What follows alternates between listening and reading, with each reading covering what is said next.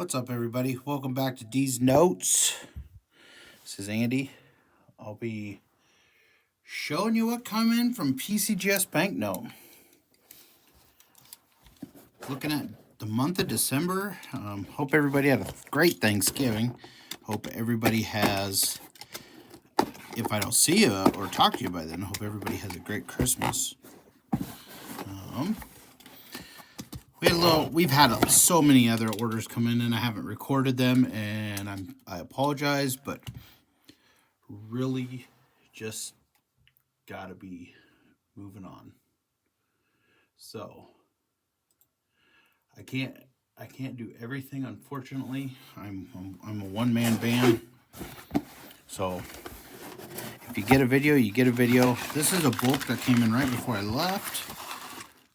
Oh yeah, this is good stuff. This looks like this would be all national banknotes, I'm pretty sure of. So hope everybody's Turkey Day was amazing. I was out of town for mine and was just busy, mostly driving, lots of driving. It's Nebraska. You have to drive regardless, wherever you go.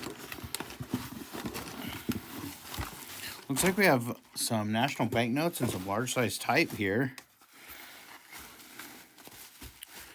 Well packaged. One thing about PCGS is the packaging is always above and beyond.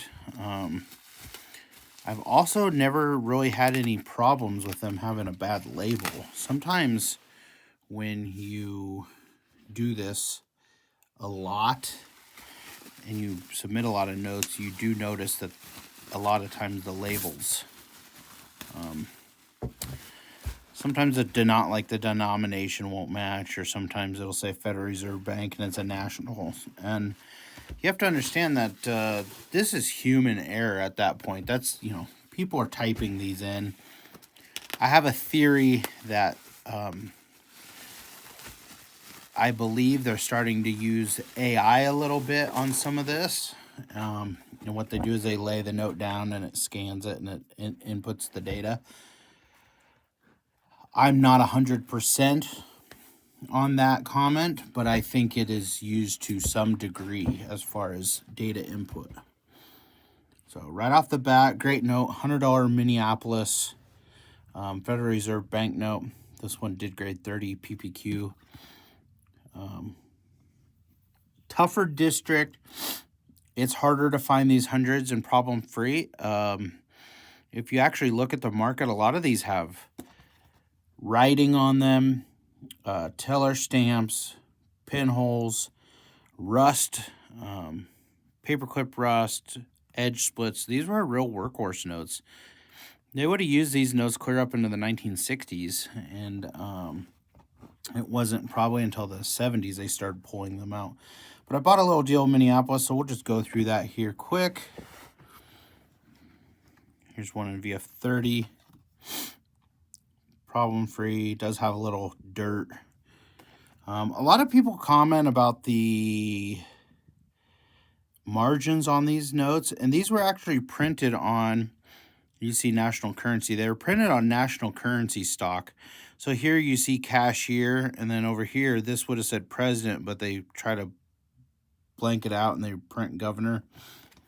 The backs of these notes were printed long before they printed the overprint for Federal Reserve Banknote. So these are printed on leftover stock from national currency days of the end of 1935. So the difference between like a type 1 and a type 2 on a national is, the extra charter number, and then you'd have cashier and president, and see here it's actually the bar actually made it across it.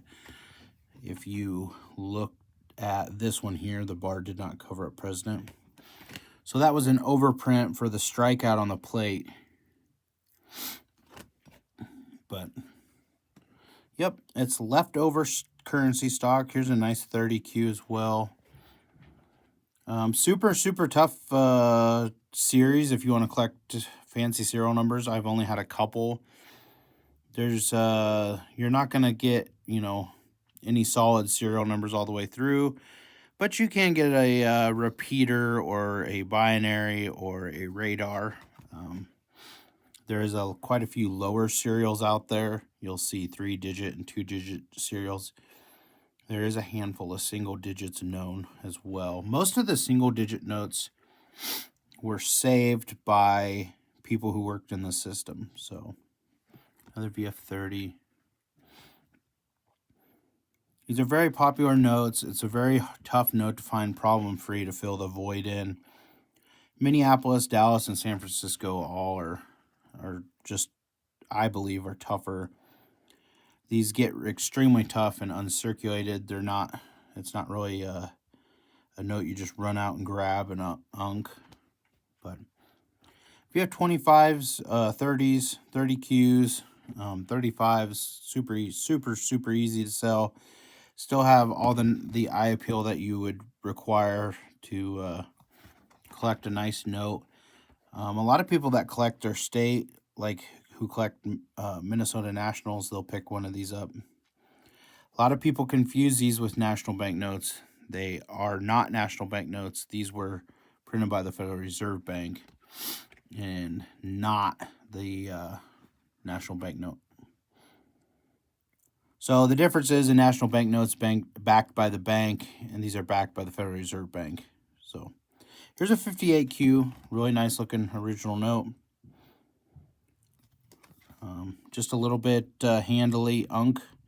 So this is a budget note, half price to an unk. Once you do make an unk, then you really have something. But some nice 58Qs. I was actually hoping for a few unks out of this group. If I don't get them, I don't get them. I was hoping to make a couple 63s. 55Q. 35Q. 35Qs will sell really quick. To me, this is where you get the most bang for your buck when you're collecting currency, is your VF30s and 35. Basically, from the grade 30 to 40 is, depending on how the note looks, like, where's the hard folds? This is not a distracting note. This is just a handling unk. When you start having hard folds with ink breaks that just distract from the overall look, like here's a crease, but that's not a fold. So this is a kind of note that has the look and potential of an unk, but it's just handily, and that's why it's VF. AU50, you can see right over here all the handling along the edges. These were stored, and it does have some rust through here. But these were stored in big groups, like vault cash, so they would have had rubber bands and paper clips around them. So to make an uncirculated note would be awfully difficult. Lots of AUs, that's good. That's good for me.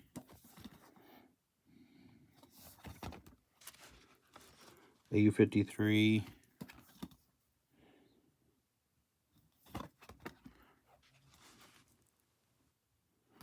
$50Q. Lots of Minneapolises. So you'll see these over our website in our eBay over the course of the next few weeks.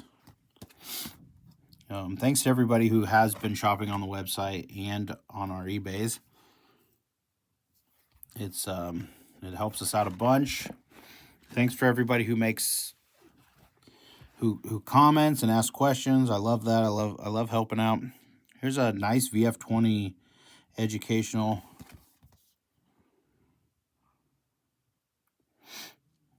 Martha and George. A lot of people say this is the only note that features female on it. Martha was actually introduced on the 1886 silver certificate first, and then once again in 1891. So little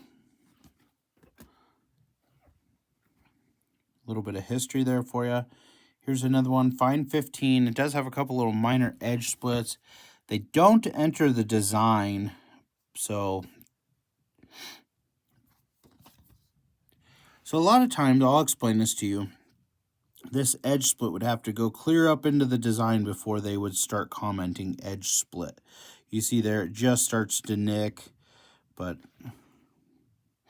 so what happens is this was from being folded up in an envelope over time, or folded and unfolded, and that's how they would get these edge splits, from being folded and unfolded, being passed along in commerce. Here's a 1173 and 30Q. Great note, great color. Here's another 1173. This one's VF30.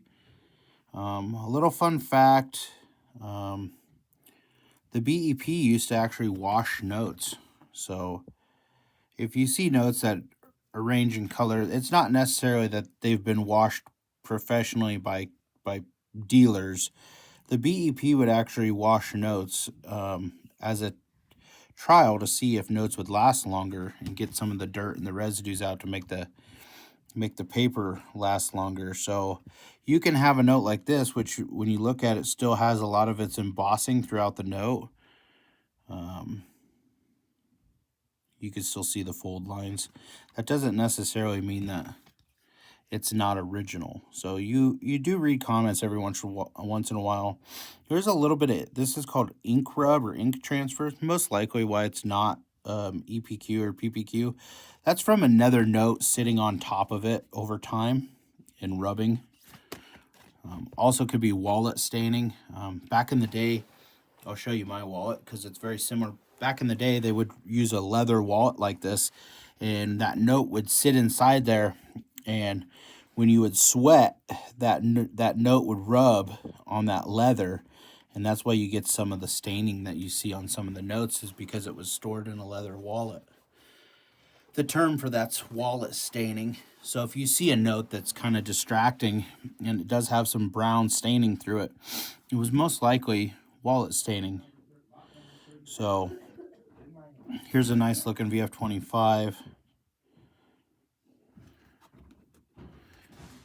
235 Black Eagle and VF35.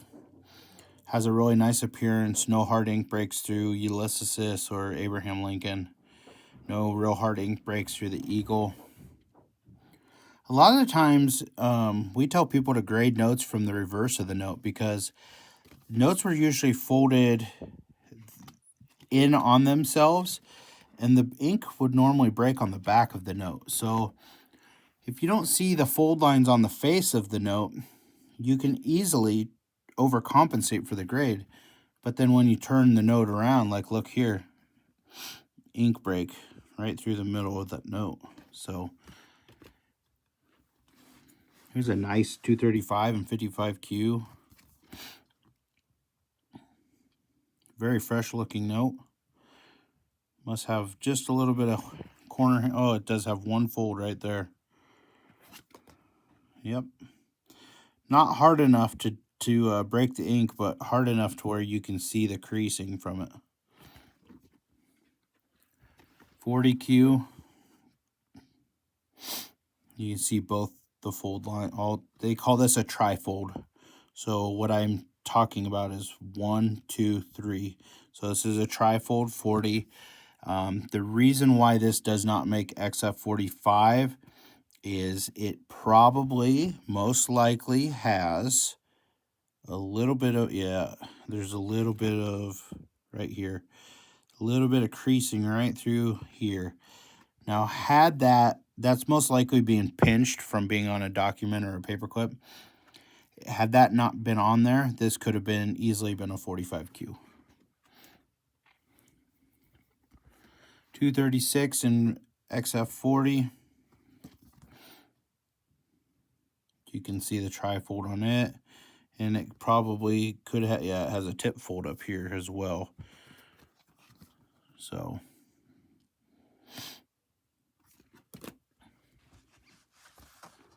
232 and VF30. Nice looking Black Eagles. I really don't like to put notes in stock that don't have a nice, I like a good looking note, something I would want to own. A lot of people would comment and say this corner was worn off. This was most likely as issued. And what happened was So these are issued with a pair of scissors, and they would start like they would clip and then clip. And you can see how uneven the bottom is because of the scissors.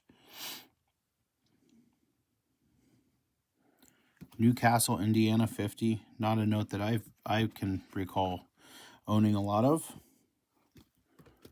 50s and 100s are probably my favorite denom. Godspeed Landing, East Haddam, Connecticut. It has been contemporarily filled in, so it's still a remainder. Notated as made paper inkle. So what happens is these sheets were super wet, and the very first sheet wrinkled, and then it would follow through the stack, and you would see that on the rest of the notes. Nice looking remainders.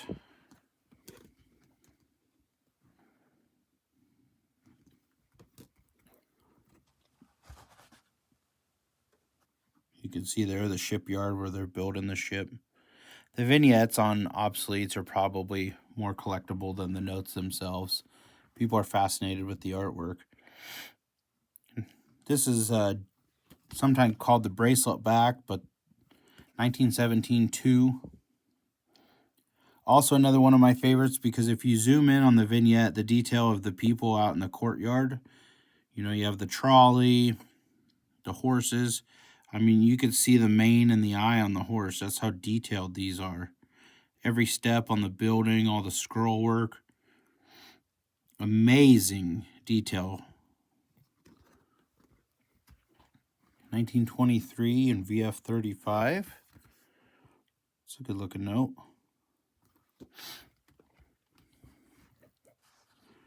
So I was talking earlier about wallet rub or wallet staining. That's kind of what you see going on through here. So it does comment stained. There's nothing you're gonna, I mean, that's on there for life. There's no way to remove that. It's deep into the fibers of the cotton on the paper. So it's just like wearing a shirt and your shirt gets dirty. And mom could scrub and scrub and scrub and scrub and scrub, and she'll put a hole in your shirt before she gets the stain out. Well, this would be the exact same equivalent. 1923, 237, and 65. I actually needed one of these. It's they've been selling quite a bit lately. Cullum, Illinois. Kind of a unique note. Not familiar with Cullum, but it is commented stained and pinholes. Personally, I don't understand the stain comment. If I was in the grading room, I probably would have called this fine 15 and just mentioned the pinholes.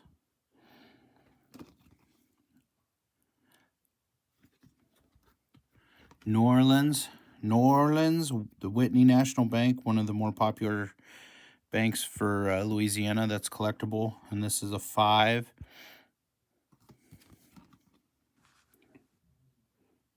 Fives are usually your workhorse denoms. They don't normally come nearly as nice as some of the other notes. The Dakota National Bank of Fargo. So you have a few things going on for you. You have a Native American word of Dakota from North Dakota, and then you have Fargo. So a few things for this note going on. They also commented stained. I think there's a little bit of staining going on down here, but like I said, I probably would have netted this down to just VF20 and called it good. I personally don't feel like the staining is that bad for the type. Northfield, Minnesota. This note was shotgun blasted, if I remember right. Pinholes. Yeah. Pinholes, repaired edge tear, minor design filled in. I bought this note as is, but it has just been absolutely blasted by something. There's pinholes through this whole thing. For all we know, it could have been in Jesse James' pocket. No, not true. The bank was robbed prior to small size, but this is the last bank Jesse James robbed, was Northfield, Minnesota. It was not this bank. He robbed the First National. This is the Northfield National, so this is the other bank in town. You can also know a little bit of facts, but 13,000 charter number is kind of a dictation that they most likely never issued large size. So Nortonville, Kansas, VF30. Just a circulated note, nothing distracting. Serial 565. Appleton, Wisconsin, VF25. Just a nice circ piece. Here's a good one. Manhattan, Kansas, and XF40. Now, a lot of times you'll read and see on eBay and other places, they'll say extremely low serial number, 2-digit serial number, fancy serial number. They'll use all these words to try to get you to buy into. This is the 91st sheet that was printed from this bank, but there would be 6 serial numbers on the sheet, all with serial number 91. So it would be, A, B, C, D, E, F, etc., serial number 91. In national banknotes, we don't really call things low serial unless they're under serial number 10 or 11. And we wouldn't say extremely low unless it was like serial number 1 or 2. And most of the time on some of these banks, 1 through 10 sheets are pretty common. If you have a subscription to the census and are able to look notes up and kind of monitor notes, a lot of times if the serial number 1's not known, then the next known serial number will be in the hundreds, and then you'll end up with a circulated serial number 1 being known on the bank, or vice versa. So if you've been around nationals a while, you know that like serial number 91 is not considered a low serial. 105 is not considered a low serial. Huntingburg, Indiana, stained and minor ink.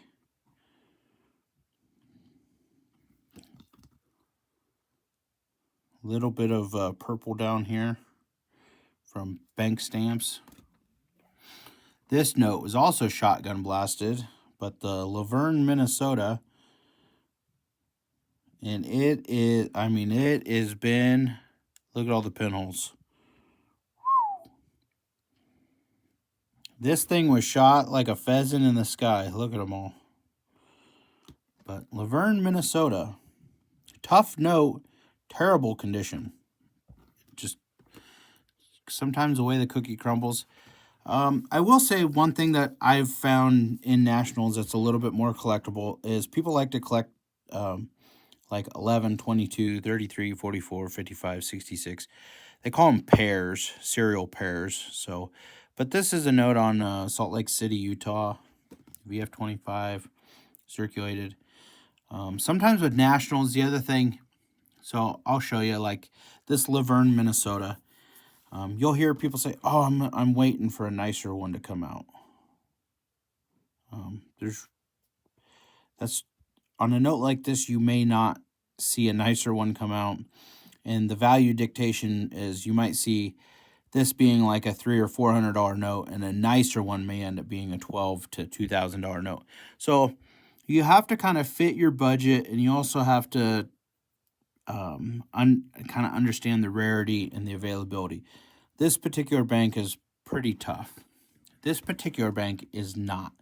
So VF25 with a pair serial number, very affordable, probably like $250. Now, this note, serial number 1, different story. You're talking like a $1,500 note, but availability on this note is going to be much more than on a note like this. So it's a lot of things with collecting nationals is just focusing on what comes to market, how often you see it, kind of memorizing or understanding the conditions you see notes from that specific state or denomination, kind of how they come. So with nationals, it's a feel thing, and it's worked out for me as a collector and a dealer, is just kind of feeling out the market for this stuff. This is a hard note to buy and price because of the issues that it has, but it has a first name it is Minnesota. It is a tougher charter, so you just kind of have to play it by ear and feel. So you have to do market research. We're fortunate this note survives. I mean, that's the point that I'm getting at is sometimes one note is better than no note. So, all right, that's this submission. I hope everybody's doing well, and I hope I get to catch you guys one more time before the year's over and we go into 2025. And we should have some bigger submissions coming back. I did open a couple submissions last week. I didn't show. One had some really cool fancy serial numbers in it. It was mostly modern. A lot of those are already listed on eBay. There was some killer super radar notes, some binary notes. There was just a good group of notes.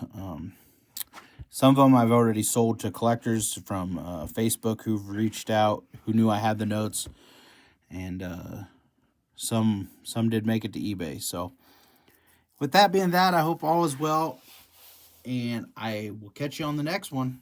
Thank you very much. Bye.